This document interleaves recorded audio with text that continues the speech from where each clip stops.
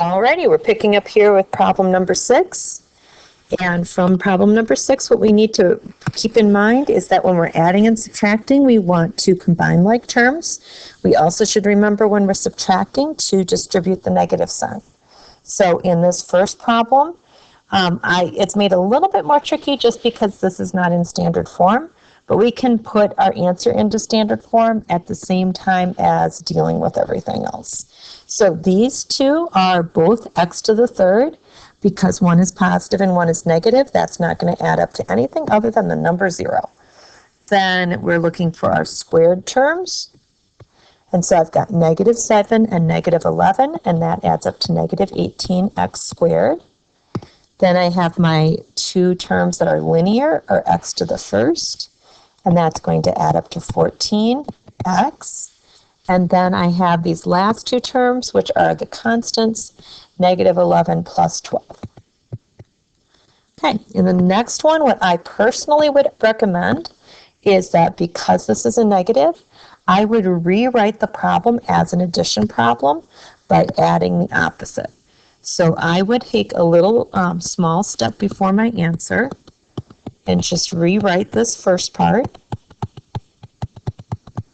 And then I would distribute the negative to all of these things, all the terms. So minus x to the fourth and minus 6x to the third, then plus 14x squared and minus 15. And I would combine like terms after that. And when you combine like terms, this is where you should pick up from. Okay, just the way we did in part A. Okay, this next one is also an addition problem. So I'm scanning here to see what my highest degree is. Looks like to the third. So those are my like terms. I'm just adding. Then my squared terms are right here. And then there's only one thing that is with an x. And then I have my constants.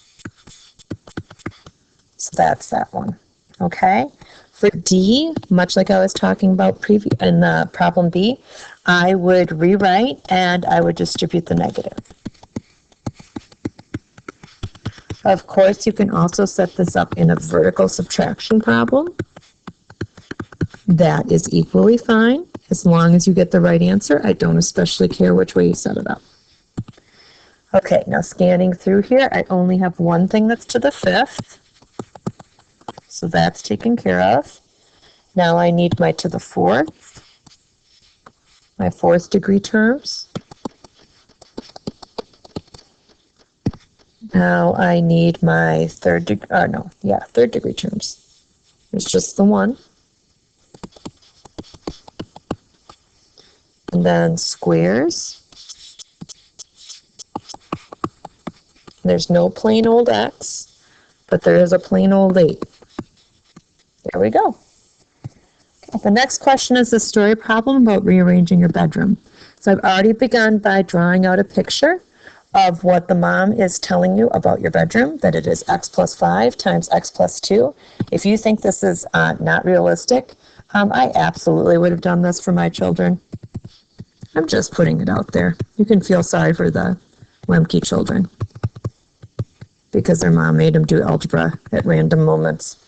Okay, so it says write an expression that models the area of your bedroom in square feet.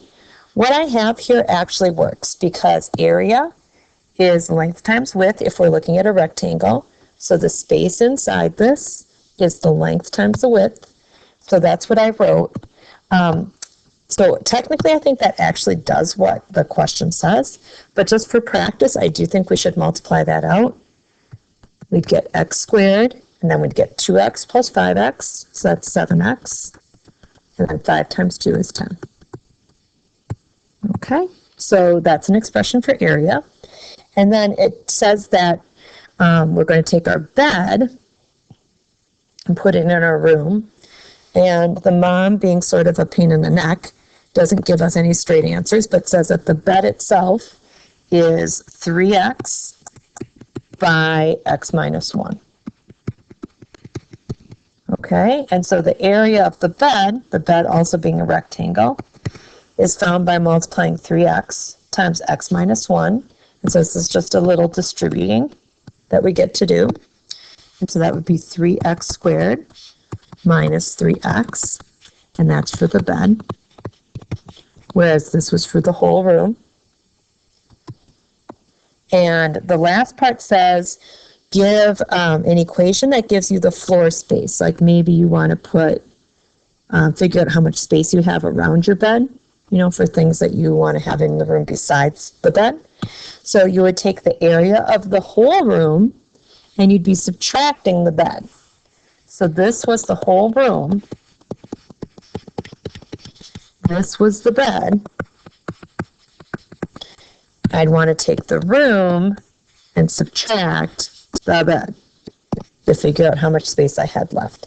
So this is like the questions you were just doing. I recommend adding and making these opposite and then combining like terms. So I'd have negative 2x squared. That's this term with this term. I'd also have 10x. That's this term with this term. And then I have a plain old 10. And that's it.